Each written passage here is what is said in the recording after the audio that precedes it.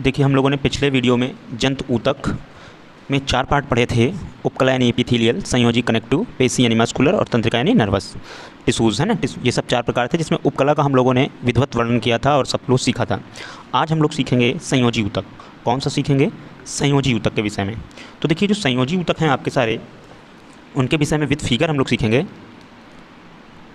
इसकी खास बात क्या है, हम लोग इस संयोजी ऊतक के टॉपिक के अंदर जाएंगे और इसके अंदर हम लोग पढ़ेंगे। तो इसमें जो इसकी खास बात, पहले हम लोग पॉइंट पढ़ लेते हैं, ठीक है। कुछ इसी के अंदर के फिर पार्ट पढ़ेंगे हम लोग सारे। मेजर ये 3 पार्ट में बांटे गए हैं, ठीक है। नंबर 1 है प्रॉपर, ठीक है। तो पहले तीनों का देखिए, संयोजी ऊतक की पहले कुछ खास इंपॉर्टेंट बातें हैं कि लगभग बॉडी में 30% भाग इन्हीं पेशियों से बना होता है, ठीक है। और ये जो संयोजी ऊतक होते हैं, भ्रूणी जो मध्य जनस्तर होता है जिसको हम लोग मेस्टोडर्म बोलते हैं, उससे बना होता है, ठीक है। ये 2 पॉइंट हो गए। और ये हम लोगों के अंतरांगों में ही होते हैं, ठीक। अब देखिए इनके मुख्य जो मेजर 3 पार्ट हैं वो कौन कौन से हैं।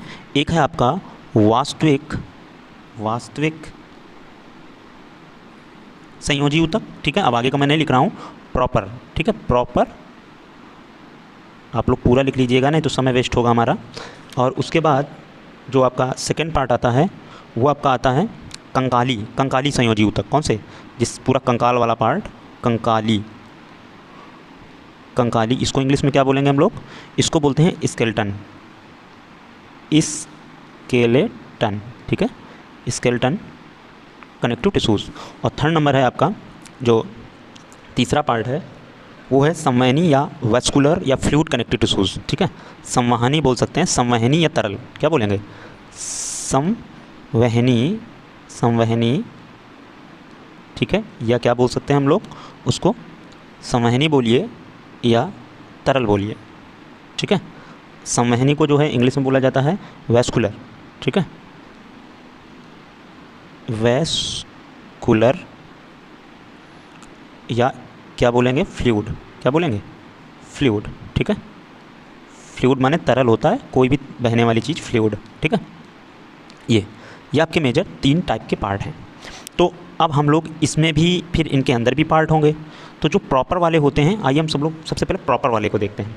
तो प्रॉपर वाले की क्या क्या विशेषताएं हैं, क्या क्या खासियत हैं, ठीक है। तो देखिए जो आप लोग फिगर में देख सकते हो, अगर हम लोग फिगर देखें तो ये आपका कौन सा है? वास्तविक का ही है, ठीक है। अगर इस फिगर को हम जूम करके देखें तो ये प्रॉपर या वास्तविक का ही है। इसके अंदर में भी फर्स्ट पार्ट आपका आएगा क्या? इसमें भी फर्स्ट पार्ट की अगर हम बात करें तो फर्स्ट पार्ट आपका आ जाएगा, यानी ए नंबर डाल देते हैं हम लोग, ठीक है। ये ए नंबर इसमें आएगा, जो उसको बोलते हैं हम लोग अंतराली संयोजी ऊतक। क्या बोलते हैं? अंतराली संयोजी ऊतक, ठीक है। तो इसको इंग्लिश में क्या कहेंगे हम लोग? एरियोल। क्या बोलते हैं? एरियोलर, ठीक है, कनेक्टिव टिश्यूज़। तो हम पूरा नहीं लिखेंगे, नहीं तो टाइम वेस्ट हो रहा। Areolar tissues. देखिए इसके क्या खासियत है, क्या बात है इसमें। तो जो ये एक तो ये ढीली होती हैं, याद रखिएगा, लूज़ होती हैं, ठीक है। और ये तंत्रिकाएं मिलती कहाँ पे हैं आपको बॉडी में? तो ये जितनी भी खोखले अंग होते हैं, जैसे आपकी वेन्स हैं यानी धमनी हैं, सिराएँ हैं, वेन्स होती हैं सिराएँ, और आर्टरीज़ होती हैं धमनियाँ। तो इनमें इनकी भित्ति जो दीवार होती है उसकी ये बनी होती हैं, ठीक है। उनको कनेक्ट करने का काम करती है, इनको पीछे मांस से और अन्य जगह से जोड़ने का काम करती हैं। संयोजी ऊतक मतलब कनेक्ट करना, ठीक। अब इसमें भी टाइप हो सकते हैं आपके, याद रखिएगा। जैसे अगर इनमें कोलेजन, ये जो लिखा हुआ है आपका, ये आप देख सकते हो कोलेजन, तो ये जिस कलर के होंगे तो वैसा ही आपको ये दिखाई देगा, अंतरा संयोजी यानी एरियोलर, ठीक है। अगर ये येलो कलर का होगा तो इलास्टिन नामक प्रोटीन होगा, ठीक है। अगर इसमें भी हम बात करें तो अगर कोलेजन प्रोटीन होगा, क्या होगा? कोलेजन प्रोटीन अगर हुआ, ठीक है, तो उसको बोल देंगे कोलेजन तंतु, ठीक। और अगर आपका सेकेंड नंबर किससे बनता है? सेकेंड नंबर ये बनता है, अगर पीला हुआ तो इलास्टिन होगा। क्या होगा? पीला कलर होगा अगर, तो क्या होगा? ये सफ़ेद होता है, ध्यान रखिएगा। पीला होगा तो नाम ही लिख देते हैं पीला इलास्टिन, ठीक है ना। पीला इलास्टिन, ठीक है। ये भी एक प्रकार का प्रोटीन है, अगर इससे बनी होगी तो उसको पीला इलास्टिन तंतु या फाइब्रस बोल देंगे। और एक और होता है रेटिकुलर, अगर रेटिकुलर प्रोटीन से बना होगा वो भी वाइट कलर का ही होगा तो उसको रेटिकुलर तंतु या फाइब्रस बोल देंगे। तो ये इनके आधार पे ये भी एक 3 टाइप के हो सकते हैं, लेकिन आपको मेजर बस इतना याद रखना है कि जो प्रॉपर कनेक्टिव टिश्यूज़ होते हैं वो आपके 5 प्रकार के होते हैं करीब, ठीक है, 6। तो नंबर 1 एरियोल हो गया, उसके बाद अभी हम एडियोपोस पढ़ेंगे हम लोग। तो चलिए सेकंड में देख लेते हैं। इसमें फिगर तो आप देख ही सकते हो बिल्कुल अच्छे से प्रॉपर ढंग से क्या क्या है इसमें, तो क्या क्या पार्ट हैं इसमें, कहाँ कहाँ क्या दिया हुआ है, तो ये देख सकते हो। इसमें लिम्फोसाइट्स यानी जो वाइट ब्लड सेल्स होती हैं, ठीक है, आरेखित पेशियाँ हो गई आपकी। आरेखित पेशी अभी मैंने तो पढ़ा ही नहीं है, वो भी आप पेशी वाले पार्ट में पढ़ोगे, ठीक है। अरे उसमें भी 3 होती हैं, रेखित आरेखित, है ना, तो उनको भी हम लोग आगे डिटेल में पढ़ेंगे, ठीक है। इसके बाद जो है आपकी इसमें और कोशिकाएँ कहाँ पर हैं ये सब आप देख सकते हो इसमें सारा पार्ट। ये फिगर इसलिए मैंने ब्लैक एंड वाइट रखे हैं ताकि आपको इसमें अच्छे से आप अपनी कॉपी पे बना सकें, अगर बनाने की प्रैक्टिस करें, ठीक है। इसके बाद नेक्स्ट है अगला, देखिए दूसरा पार्ट क्या होगा। ए अभी हम लोगों ने पार्ट पढ़ा, ठीक है। अभी हम लोग किस में पढ़ रहे हैं, वास्तविक यानी प्रॉपर के ही पढ़ रहे हैं। तो ए पार्ट हो गया। अब इसमें हम लोग बी पार्ट पढ़ेंगे। कौन सा? बी पार्ट जो है आपका वो है, बी पार्ट में हम लोग पढ़ेंगे जो वसामय होते हैं, एडिपोज, वसामय संयोजी ऊतक। कौन से हैं? वसामय। बस मैं इतना ही लिखूँगा, बाकी आप लोग तो जानते ही हैं कि इसमें आगे क्या लिखना है हमको, वसामय, ठीक है। यानी एडिपोज कनेक्टिव टिश्यूज क्या हो जाएगा, एडिपोज, एडिपोज, ठीक है। ये कहाँ कहाँ होंगे बॉडी में, तो इनकी खासियत ये है कि जैसे जहाँ पर फैट इकट्ठा होता है, तो जैसे कुछ भेड़ होती हैं तो उनके मूँछें, आगे का मुंह वाला हिस्सा मोटा हो जाता है। जैसे कूबड़ निकलता है ऊँट के या गायों के साँड़ों के, तो वो आपका हो गया। व्हेल मछली के ब्लबर जो होते हैं वो मोटे हो जाते हैं। जैसे इंसानों में अगर बात करें तो कहाँ कहाँ पे, कंधे पे फैट जमा होता है, आपके पुट्ठों में, नितंबों में होता है, जांघों में होता है। तो ये कुछ पार्ट हैं बॉडी के जहाँ पे ये टिश्यूज़ मिलते हैं, ठीक है। कौन से? वसामय यानी एडिपोज, ठीक है। इसका फिगर भी हम लोग अच्छे से देख सकते हैं। तो इसमें ज़रा फिगर में थोड़ा अच्छे से डिटेल से ज़रा हम लोग देख लें क्या है ये, ठीक है। ये वसा कोशिका हो गई, जीवद्रव्य हो गया है, और वसा संचयी क्षेत्र जहाँ पे वसा इकट्ठा होगा। ये सारा पार्ट जो है आपका यहाँ क्या होगा, फैट इकट्ठा होगा। ये सब क्या होगा, फैट इकट्ठा होगा, ठीक है। और ये रुधिर वाहिनियाँ, इसके अगल बगल से ये मतलब क्रॉस सेक्शन है ना, तो अंदर ऐसे लंबे लंबे इस तरीके से ब्लड की वेसल्स होंगी, पतली पतली वाहिनियाँ होंगी। तो ये हो गया। चलिए इसके बाद 3rd नंबर पे हम लोग करते हैं, बी हो गया। सी नंबर की बात करते हैं, तो सी कौन सा होगा, श्वेत फाइब्रस टिश्यूज़।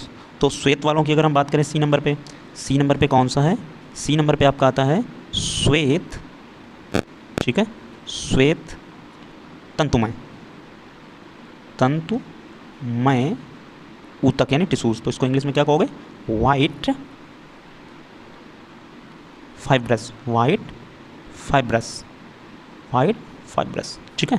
ये वाइट फाइब्रस क्या होंगे आपके, तो वाइट फाइब्रस आपके कहाँ होंगे, तो देखिए ये भी कोलेजन और फाइब्रोब्लास्ट, ये 2 चीज़ें आप फिगर पे भी देख सकते हो। कोलेजन और फाइब्रोब्लास्ट 2 टाइप के आपके इसमें तंतु यानी फाइब्रस होते हैं, उनसे बनता है। तो ये आप फिगर में भी देख सकते हो कि कहाँ कहाँ ये मिलते हैं। तो ये जो तंतु हैं, जो ये सारे हैं, ये क्या हैं, वाइट कलर के कोलेजन तंतु, कोलेजन प्रोटीन से बने हुए हैं। जो इनका निर्माण ज़्यादातर कंडराओं में होता है। कहाँ पे होता है, कंडराओं, यानी जिनको हम लोग टेंडस बोलते हैं, टेंडन्स। तो जो टेंडन्स होते हैं, इनका मेन है कि जो आपकी स्किन होती है, स्किन को बोन से यानी हड्डियों से जोड़ने का काम करती है। कौन? कंडरा या टेंडन्स। तो उसी में ये एक पार्ट है, एक सेल्स हैं, ठीक है। बाकी तो हम लोग अभी और भी पढ़ेंगे, ठीक है। तो कंडरा आप समझ गए होगा, टेंडन्स, ठीक है। ये कहाँ पे मिलती हैं, टेंडन्स में, याद रखना। ये किस में मिलेंगे, टेंडन्स में। ये टेंडन्स बनाती हैं, याद रखिएगा, ये बहुत इंपॉर्टेंट है टेंडन्स, क्योंकि इसमें डिफरेंस बहुत पूछे जाते हैं आपके, ठीक है। टेंडन्स में और आपका लिगामेंट में, ध्यान रखिएगा, टेंडन्स और लिगामेंट में बहुत सारे आपके डिफरेंस पूछे जाते हैं। टेंडन्स यानी स्नायु, जरूर याद रखिएगा। सॉरी, कंडरा, स्नायु तो लिगामेंट होता है, ये क्या है, कंडरा है, कंडरा, ठीक है। ये ध्यान रखिएगा, ये मांस को किससे जोड़ता है, आपका मांस को आपको बोन से जोड़ता है। इसके बाद अगला नेक्स्ट हम लोग डी नंबर करेंगे, कौन सा, आपके लिगामेंट ही हैं, क्या है, डी नंबर पे लिगामेंट करते हैं आके हम लोग। ये देखिए लिगामेंट, तो लिगामेंट जो है, अब देखिए एक चीज़ ध्यान रखिएगा, इसी में अगर बोलें तो थोड़ा लचीले अलग तरीके के प्रोटीन हैं। कौन से? इसी में जो डी नंबर की बात अगर कर लें हम लोग, तो डी नंबर में कौन सा होगा आपका, पीले लचीले। कैसे होंगे, अभी सीधे सफ़ेद की जगह श्वेत की जगह कैसे हैं, पीले लचीले, ठीक है, कनेक्टिव टिश्यूज़ हैं, संयोजी ऊतक। तो यानी ये जो एलो इलास्टिक होते हैं, एलो इलास्टिक टिश्यूज़ जो हैं, ये क्या हैं, इन्हीं को स्नायु यानी लिगामेंट बोलते हैं हम लोग। क्या बोलते हैं, ये थोड़े लचीले यानी फ्लेक्सिबल होते हैं, इलास्टिक होते हैं, ये इनको बोन से बोन जोड़ते हैं। ये कौन से टिश्यूज़ होते हैं जो बोन से बोन को कनेक्ट करते हैं। ये थोड़े लचीले होते हैं, ध्यान रखिएगा। और इनमें जो कुछ जो मटेरियल्स होते हैं, प्रोटीन्स होते हैं, जैसे वहाँ श्वेत है कोलेजन, तो इसे पीले कलर का होगा, ठीक है, बस ये फ़र्क है इसमें, ध्यान रखिएगा। फिर इसके बाद आता है आपका कौन सा नेक्स्ट ई नंबर। तो ई नंबर में जालिकामय कौन सा आएगा? ये जो ई नंबर है, ये इसका फिगर बगल में है, इसको क्या बोलेंगे हिंदी में? जालिकामय, जालिकामय, ठीक है, जालिकामय संयोजी ऊतक।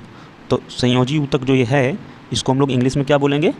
इसको इंग्लिश में हम लोग कहते हैं जालिकामय ऊतक को रेटिकुलर, क्या बोलते हैं? Reticular, reticular, reticular connecting tissues, ठीक है। अब बाकी आप लोग तो जान ही गए इतना पढ़ते पढ़ते कि कनेक्टिव टिश्यूज़ बोलेंगे उसको। तो इसमें भी खास बात इसकी क्या है कि ये जैसे कुछ अस्थिमज्जा आप शायद जानते होंगे, अस्थिमज्जा अगर कभी सुना है, जो बोन के अंदर, ठीक है, बोन मैरो जिसको बोल देते हैं हम लोग, बोन के अंदर एक मांस जैसा द्रव होता है जिसमें रेड ब्लड सेल्स बनती हैं, लाल वाली रुधिर कणिकाएँ बनती हैं, उसको हम लोग बोलते हैं क्या? अस्थिमज्जा। उसकी और आंतें जो होती हैं, ठीक है, तो जो आंत के अंदर चकत्ते होते हैं उनमें मिलती हैं, जो छोटे छोटे ग्लैंड्स जरा जरा सी हैं, उनमें ये जो ऊतक होते हैं, टिश्यूज़ होते हैं आपके जालिकामय संयोजी ऊतक, ये होते हैं उसमें। जैसे फिगर में अगर देख लें इनका ज़रा फिगर हम लोग, तो देखो फिगर ये है, ज़्यादा बड़ा फिगर है, नहीं दिख रहा है तो छोटा कर देते हैं थोड़ा, ये देखिए अब दिख रहा होगा, ठीक है। ये जालिकामय ऊतक है, इसमें शाखामय क्या है? एंडोथेलियम कोशिकाएं होती हैं, सब उन्हीं से ये बना होता है, ठीक है। कहाँ मिलता है, क्या करता है, ये आपके लिए इंपॉर्टेंस है, यही इंपॉर्टेंट है, इसको आप ज़रूर सीखें। इसके बाद फिर अगर नेक्स्ट अगली बात करें, अब जालिका ई के बाद एफ़ नंबर और होगा, ये कौन सा? एफ़ नंबर की अगर हम बात करें तो एफ़ नंबर में कौन सा आएगा? एफ़ नंबर में आएगा आपका श्लेष्मी संयोजी ऊतक। कौन सा आएगा? श्लेष्मी संयोजी ऊतक। तो श्लेष्मी संयोजी ऊतक कौन सा होता है? ये सब जगह बॉडी में नहीं होता, ठीक है, कुछ स्पेशल केसेस में ये होता है। जो श्लेष्मी है यानी इसको बोलते हैं म्यूकस, म्यूकस तो आपने नाम सुना ही होगा, म्यूकस, ठीक है, म्यूकस, ओ है ये, सी ओ, ठीक है, म्यूकस, ये म्यूकस लिखा हुआ है, ठीक है, ये ओप है यहाँ पर, म्यूकस, म्यूकस कनेक्टिंग टिश्यूज़। तो ये कहाँ पर होते हैं? ये जैसे जब भ्रूण होता है तो उसके ऊपर आसपास जो झिल्ली होती है, आंवल जिसको बोलते हैं, वो इसी की बनी होती है, श्लेष्मा की, ठीक है। और जो जैसे मुर्गे की जो कली होती है आपकी, ठीक है, मुर्गे की जो कली जो ऊपर सर पे होती है मुर्गे की कली में, ठीक है, उसमें होता है ये, उस इसी से बनी होती है। और जो भ्रूण की आंवल होती है, ठीक है, भ्रूण की आंवल, वो भी इसी टिश्यू से, श्लेष्मी यानी म्यूकस से बनी होती है। और जो आँख होता है, नेत्रगोलक, कौन सा? नेत्रगोलक, वो भी इसी से बना होता है।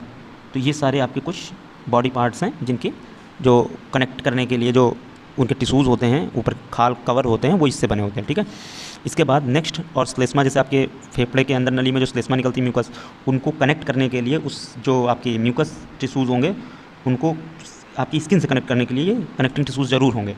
इसके बाद फिर अगला हम लोग करते हैं आगे, और अब आता है सेकेंड पार्ट, कौन सा? कंकाली, ठीक है। हम लोगों ने अभी तक देखिए इतने 4 पार्ट पढ़ लिए हैं, अगर इसको जूम आउट करके देखते हैं ये, ठीक है। तो अब सेकेंड वाला पार्ट कौन सा है? कंकाली वाला है, ठीक है। तो अब हम लोग कंकाली यानी स्केलेटन वाले पढ़ेंगे। तो स्केलेटन में सबसे पहले मेन 2 हैं, एक उपास्थि और एक अस्थि, ठीक है, यानी कार्टिलेज और बोन। तो कार्टिलेज क्या होते हैं, जरा इनको भी देख लेते हैं एक बार, फिर उसके बाद आगे हम लोग पढ़ते हैं ना। जो आपके उपास्थि हैं, या फिगर देख सकते हैं हम लोग, तो इसमें करते हैं अभी हम लोग कनेक्टिंग टिश्यूज़ की अगर हम लोग बात करें तो कनेक्टिंग टिश्यूज़ में, ठीक है, जो स्केलेटन है। अब सेकेंड पार्ट जो था आपका स्केलेटन, ठीक है, तो सेकेंड पार्ट में ए नंबर आता है आपका उपास्थि। क्या आता है? उपास्थि। ए नंबर क्या आता है आपका? उपास्थि। ए नंबर आपका बनेगा उपास्थि। उपास्थि क्या बनेगा? उपास्थि। इसको इंग्लिश में हम लोग क्या कहेंगे? उपास्थि को, उपास्थि को इंग्लिश में बोलते हैं हम लोग कैरिटिलेज। क्या बोलते हैं? कैरिटिलेज, ठीक है, कैरिटिलेज। तो इनकी खास बात या खासियत क्या है कि ये जो होते हैं ये ना तो आपके हार्ड बोन की तरह हैं, न ये मांस की तरह हैं, ठीक है। जैसे कान में मिलने वाली जो हड्डियां हैं उनको हम लोग किस में रखते हैं? उपास्थि में रखते हैं, ठीक है। ये क्या होती हैं? लचीली होती हैं। कैसी होती हैं? ये लचीली होती हैं। लचीली होती हैं। कैसी होती हैं? लचीली होती हैं, ठीक है। और अगर हम बात करें तो ये कैसी होंगी? लचीली होंगी, ठीक, सुदृढ़ भी होंगी, सुदृढ़, ठीक है, सुदृढ़ भी होती हैं। और बात करें अगर ये इनकी जो प्रोटीन होती है, जिस प्रोटीन से बनते हैं, ठीक है, कांड्रिलिन, कौन सी, कांड्रिन, कांड्रिन प्रोटीन से बनते हैं। किससे बनते हैं? कांड्रिन प्रोटीन, कांड्रिन प्रोटीन, प्रोटीन से बनते हैं। किससे बनते हैं? ये का लिखा हुआ, ठीक है, कांड्रिलिन प्रोटीन से बनते हैं, कांड्रिन प्रोटीन से बनते हैं। उसके बाद नेक्स्ट अगर हम बात करें तो और इनके अगर पॉइंट देखें, ये हम लोगों की इनकी आकृति कैसी होती है? अंडाकार होती है। आकृति कैसी होती है इन टिश्यूज़ की? इन टिश्यूज़ की आकृति अंडाकार होती है। कैसी होती है? छोटे छोटे गोल या अंडाकार जैसी, अंडाकार जैसी, अंडाकार, अंडाकार होती है, ठीक है, या छोटी छोटी गोली जैसी होती है। और इसी तरीके से अगर इससे रिलेटेड पॉइंट हम लोग बात करें तो अब इनमें भी अगर पार्ट बात करें तो 4 तरीके की होती हैं। कौन कौन सी?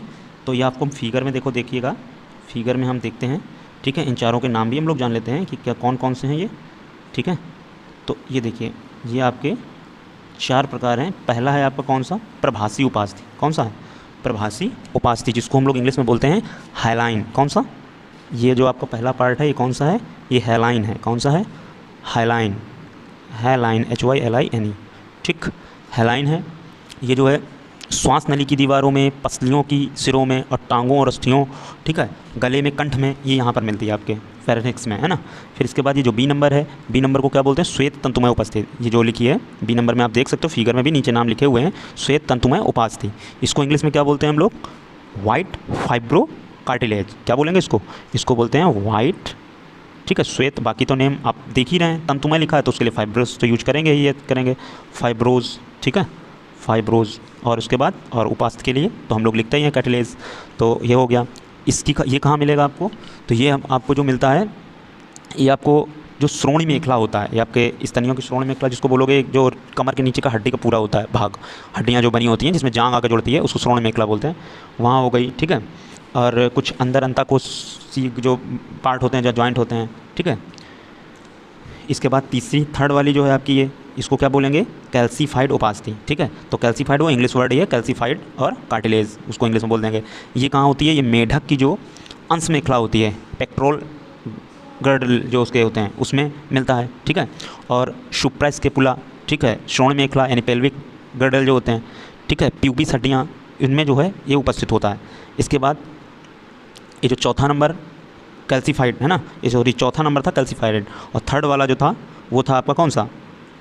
इसी हो गया, हाँ। अब इसके बाद फोर्थ आते हैं हम लोग। फोर्थ में, फोर्थ कौन सा है? लचीला तंतुमय, ठीक है, लचीला तंतुमय, ये वाला। तो इसको क्या बोलेंगे? लचीला मतलब इलास्टिक, क्या हो जाएगा?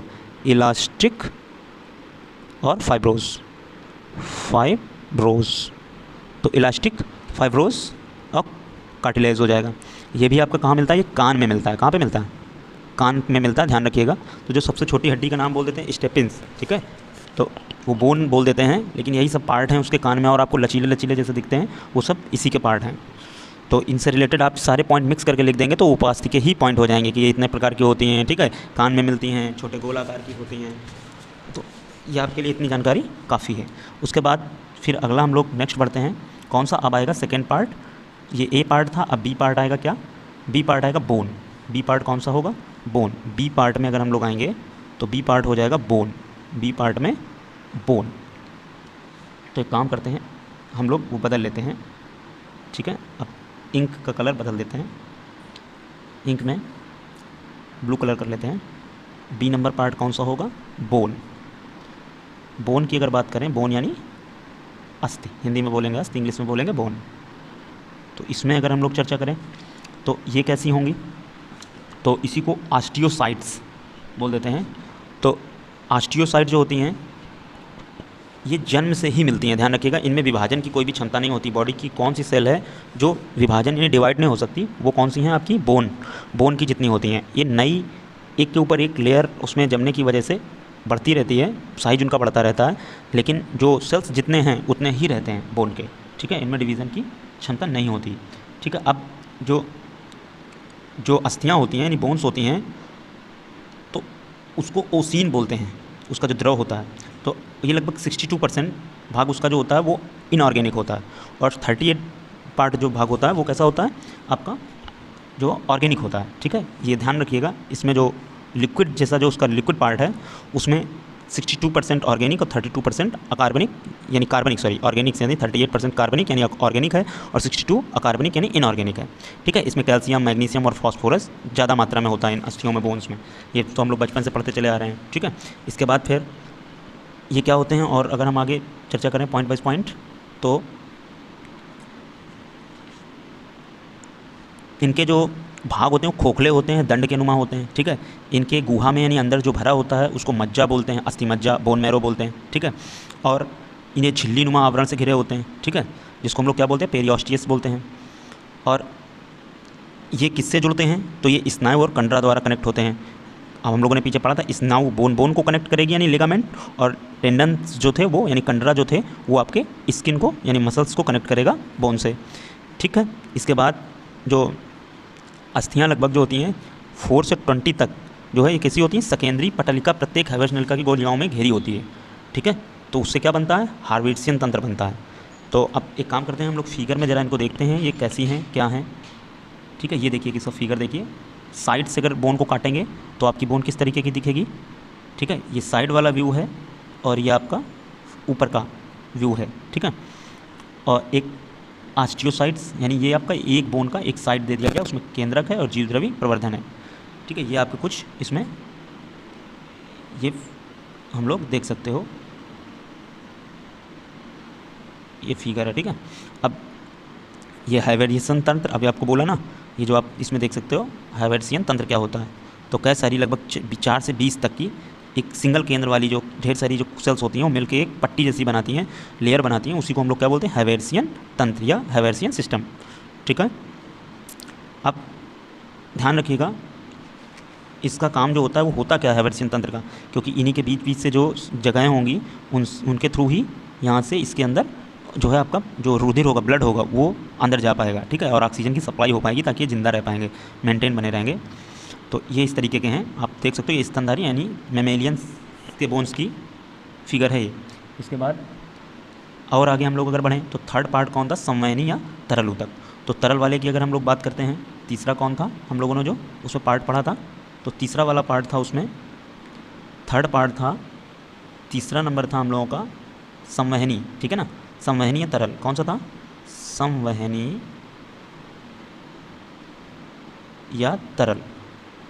ठीक है, तो इसमें अगर बात करें तो इसमें बात आती है रुधिर। पहला पार्ट कौन सा हो जाएगा, जो संवहनी तरल बनता है वो आपके मेन, अगर संवहनी तरल एक ही है बॉडी में, ठीक है, जो कनेक्टिंग फ्लूइड की अवस्था में रहता है स्टेट में, वो है आपका कौन सा, ब्लड। कौन सा है, ब्लड।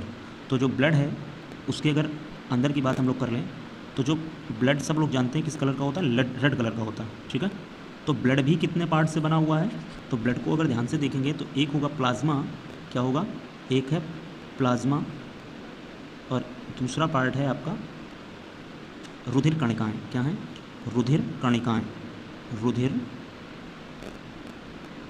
कणिकाएँ। ठीक है, प्लाज्मा को इंग्लिश में प्लाज्मा ही बोलेंगे, और कणिकाओं को क्या कहेंगे, कणिकाओं को हम लोग इंग्लिश में बोलेंगे ब्लड कार्पोस्कल्स। क्या बोलेंगे, ब्लड कार्पोस्कल्स। तो ब्लड कार्पोस्कल्स की अगर हम लोग बात करेंगे तो ये भी 3 टाइप्स की होती हैं। कौन कौन सी, इसमें अगर हम लोग आगे और बढ़ें तो ये जो कणिकाएँ होती हैं इनको यहाँ पर इंग्लिश में हम लोग क्या बोलेंगे, इंग्लिश में भी लिख लीजिएगा इसको, कॉर, PUSELES। ठीक है, कॉर्पलस। ठीक है, और ब्लड तो जानते ही हो, तो इसमें भी 3 पार्ट हो जाएंगे। एक ए हो जाएगा रेड ब्लड सेल्स। क्या हो जाएगा, रेड ब्लड, ठीक है, रेड ब्लड सेल्स, इसको शॉर्ट में बोलते हैं RBC। ठीक है, और ये लगभग 120 डेज तक ही जिंदा रहती हैं, और ये कहाँ बनती हैं, बोन मैरो में बनती हैं। याद रखिएगा इनकी जो शेप होती है वो कुछ तस्त्रीनुमा होती है, ध्यान रखिएगा। ठीक है, कुछ कैसी होती है, तस्त्रीनुमा होती है, और बीच में यहाँ चपटी होती है, इस जगह पे धसा हुआ होता है, जैसे ऑप्टल लेंस की तरीके। ठीक है, कुछ इस तरीके से शेप नीचे बीच में धसा रहता है। अब इसके बाद बी नंबर पार्ट आता है कौन सा इसका, ये एक हो गया। फिर आता है वाइट ब्लड सेल्स, कौन सा आता है, वाइट यानी WBC वाइट ब्लड सेल्स। इसके अंदर भी 5 पार्ट होते हैं। और थर्ड नंबर आता है प्लेटलेट्स, कौन सा आता है, प्लेटलेट्स। तो प्लेटलेट्स की अगर हम बात करें तो वो क्या होगा, प्लेटलेट्स। थर्ड पार्ट क्या है, प्लेटलेट्स, प्लेटलेट्स, ठीक है। तो प्लेटलेट्स जो होता है आपका,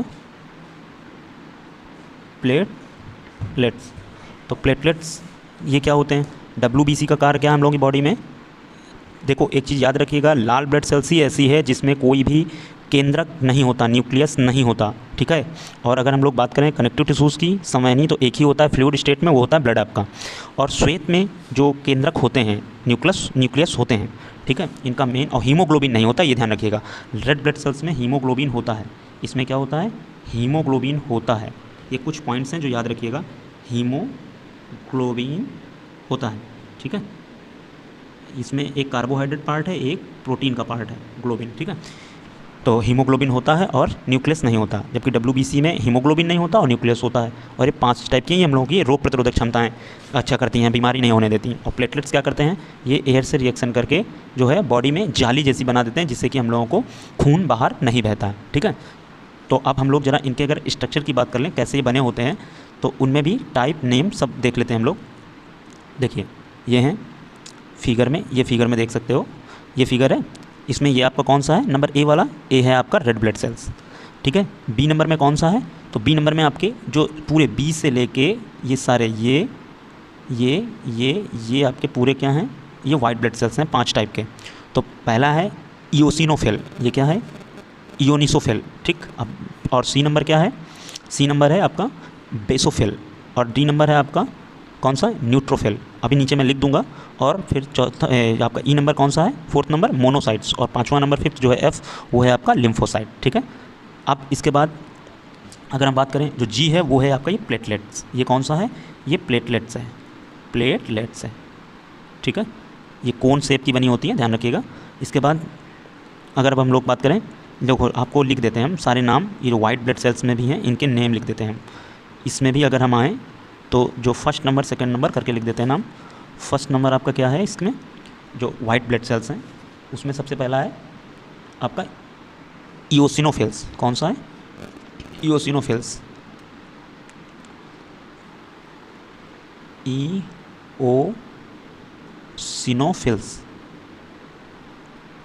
फिल्स, ठीक है। सेकेंड नंबर कौन सा है, ये फर्स्ट था, अब सेकेंड नंबर है आपका बेसोफिल, कौन सा है, बेसोफिल। और थर्ड नंबर है आपका, थर्ड नंबर है न्यूट्रोफिल, और उसके बाद 4th नंबर है आपका मोनोसाइट,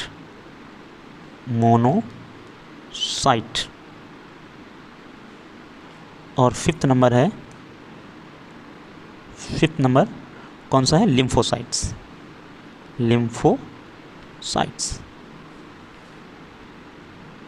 ये आपके ब्लड के टाइप्स हैं। तो फिगर तो अच्छे से आप देख ही रहे होगे, फिगर तो देख लिया होगा, आप समझ लिया होगा कि देखिए इसमें सब में सेंटर यानी न्यूक्लियस हैं, जबकि ए नंबर में नहीं है, ठीक है। बी नंबर में जो बीच में बिंदी रखी हुई है ये आपकी न्यूक्लियस ही है, ध्यान रखिएगा, प्लेटलेट्स में जी नंबर में।